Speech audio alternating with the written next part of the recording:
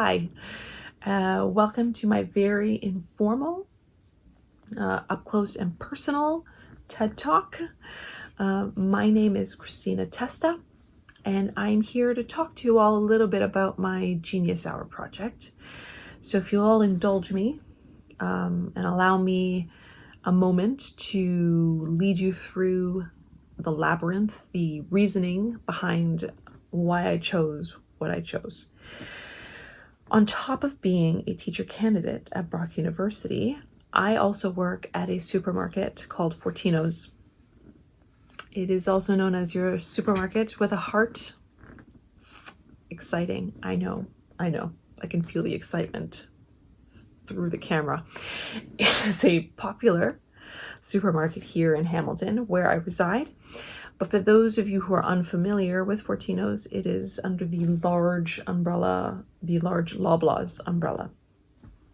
I've been there for, I've been there for a lot longer than I actually care to admit, if I'm being honest. But my title as lowly supermarket employee suddenly changed recently to essential worker. When I'm not doing the school thing, I'm working. I have been working throughout the pandemic, from lockdown to lockdown, maybe, possibly, who knows. I work nights, I work days, whenever I'm able to.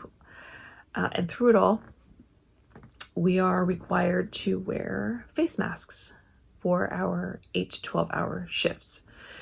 So when this opportunity arose for this Genius Hour project, I thought, what could I possibly do that would be useful for me, for others, and quite frankly, worth the very little free time I have to devote to this project?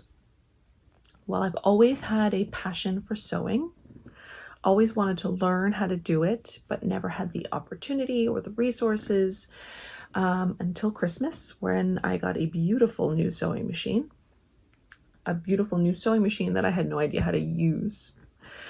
And I was sick and tired of spending way too much money on masks that I would go through quite often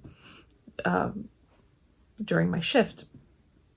So I thought, what would be more perfect than to learn how to sew and make something useful in the process?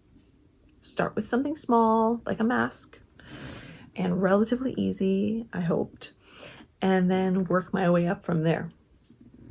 So after I got my idea to make my face masks, I scoured the internet. I bought magazines, I read articles, I read blogs, YouTube tutorials on how to use the sewing machine, and Walmart and Amazon became my best friends. I bought so much fabric and so many accessories from both that a seamstress would be jealous. I just needed to know how to actually use these items. Easy, right? It turned out to be not so difficult. I have to actually convey a very, very large thank you to YouTube for the endless tutorials and the various websites and blogs, specifically Craft Passion and Raising Nobles, which is a blog, and a website called Shani Makes, for helping me. And without these amazing resources, I quite literally would have been a deer with a needle and thread and a ridiculous amount of fabric caught in the headlights. I would not know where to start or how to proceed, for that matter. So thank you very, very, very much. So through a lot of trial and error and pricked fingers, I was able to create various versions of face masks. The pleated one still eludes me. It has become my Everest. I'm not entirely sure as to why, but I will prevail. It is something that at the end of this project has left me with something more to work towards, which I think is actually super important with this kind of a project.